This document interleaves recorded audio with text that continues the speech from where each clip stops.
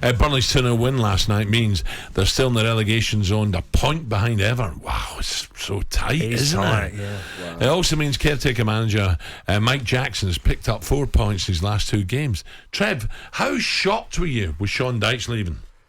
I was really shocked. I thought it was a big mistake. Obviously what he's done for the club, the loyalty, how he's developed the football club, not just the players and the squad on a limited budget, but also the training facilities. I don't know if you've been down there, Al. It's unbelievable. It's like old and new, and they've mixed the two, and it's the design, and it's a training ground you'd want to be about as a player. Yeah. And to take Burnley from where they were when he first arrived at the football club to where they are now, he deserves a lot of credit because he has done a lot. Forget about what they've done on the pitch, what they've done as a club, and to get themselves in and around one of the best clubs in the country. It just shows you there's no loyalty. Unbelievable. I was just about to say, you're amazed though by the performance last night, Trev. I mean, it was the energy, and why wasn't that there when Sean Dyche was manager? Maybe the players became a little bit, not tired, but the same voice, listening to the same voice all the time. I think if you remember correctly, when Sir Alex Ferguson, who was one of the most decorated and successful managers that's ever operated in the Premier League, he used to change his number 2 every 3 or 4 years, didn't he? Now, I think there's something in that because, obviously, I'm not sure if Sean does all the coaching, but if you've got the same number 2 all the time doing the coaching with the players, they're going to stop responding to the same questions and the same demands. Whereas, you know, I know it's coincidental, but I just think they're a good group. He's put a good group together, and maybe subconsciously, as a bit of a tribute to Sean Dyche, they thought, you know what, the gaffers ended up leaving the football club. We need to get out there and show what we're all about. And the performance last night, they were bright, they were courageous, they played with freedom, they were sharp. And like, they could have scored 3 or 4 goals. And I can't remember the time, I mean, the amount of shots they had on target and off target. I can't remember the time where Burnley dominated a side with pressure and shots and chances and commitment and excitement like I did last night. I was watching it, I was in shock last night. Do you know what, as well, guys? So Everton, that last, 95th minute one at the Richarlison, you think, how important that could be. Yeah. But Everton, they've got Liverpool, as we know, the Merseyside derby coming up. Some of the games they've still got to play Chelsea, Leicester, Arsenal. Yeah. This is by no means over for Burnley, is it? And Everton. No, and I think they would have done their due diligence. They would have looked at the fixture list that Everton have got. I don't care what anyone says, whether they've done that as a squad or whether they've done that individually, and they'll look at that fixture list that Everton have got and they'll go, no, we've got a chance here. Straight away, all of them. And I've said it before, but you look at their team. Roberts was outstanding last night. Pope is an England international. You've got Collins, who's come in and looked superb, scored the goal last night. I thought that was a foul, by the way. He was all over Ward-Prowse, and that I think that should have been a foul. But I don't want to be a party pooper. Tarkowski, Taylor, these are men.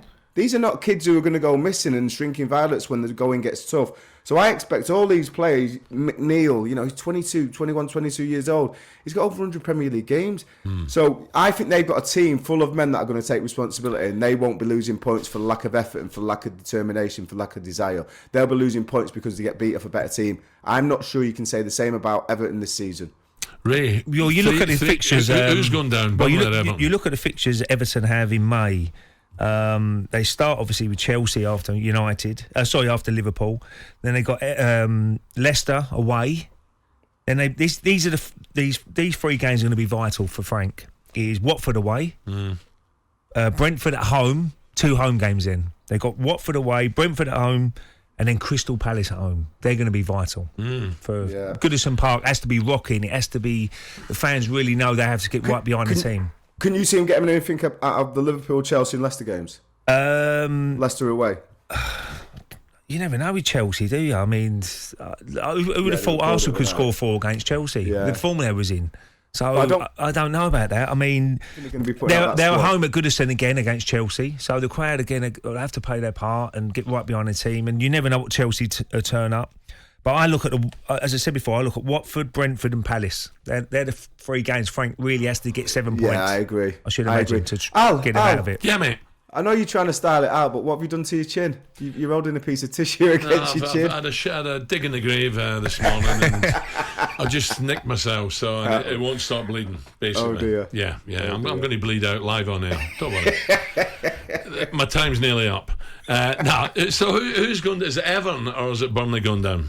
I think it's impossible to know. But I do feel Watford, Norwich, I feel they're gone. There's like 6, 7, 8 points between them.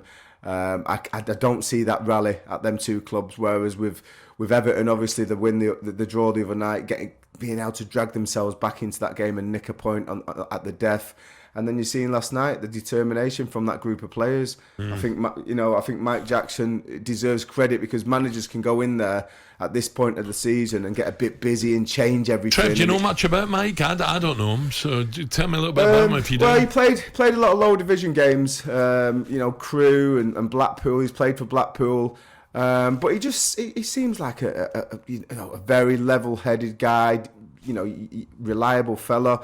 Not going to upset the players. You could hear it when he was talking in the interview afterwards. We've got good players. I didn't want to complicate it. They know the jobs. Give them a little bit more freedom to get forward and be a bit more expansive. But apart from that, he's not changed much. Sean Dyche had a good set and may have got out of this himself. So I don't think we should listen. He deserves credit because he's gone in there. He's not tinkered too much. He said, "Boys, you know your jobs. You know what you're all about. Go out there and show it." So you have to give him credit for that. But he just seems a no-nonsense, uncomplicated man. Yeah. What do you think's next for Sean? Will he just have a little bit of time out, or could he be a top 6 manager? It's a tough one. Obviously, with his experience, Ray, you have to say that he's a competent operator. He knows what he's doing. He knows his way around the Premier League. He knows all the protocols in training and tapering training and pre-season and motivation. He's got a lot of assets to his makeup as a manager. Whether he'll be given the opportunity, if it was Sean Dyche, as an Italian manager, you might get a job. But because we know everything about him, if he changes his name, yeah.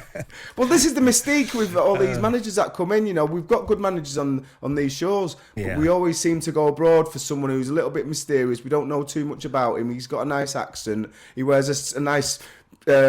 Fitted suit, Al, and they think, he's got a pair of sunglasses on. Let's get him in. He's good for the brand. But actually, Sean Dyche, when you look at it, he's a competent operator, and I think he'd be able to do a job in. I think he'd be able to do a job in a top 6 team. So if you've got a tight white T-shirt and a northern accent, you've no chance of getting a job. talkSPORT Breakfast with Alan Brazil. Thursday and Friday morning, 6 till 10. On AM, on DAB, via the talkSPORT app and on your smart speaker. talkSPORT.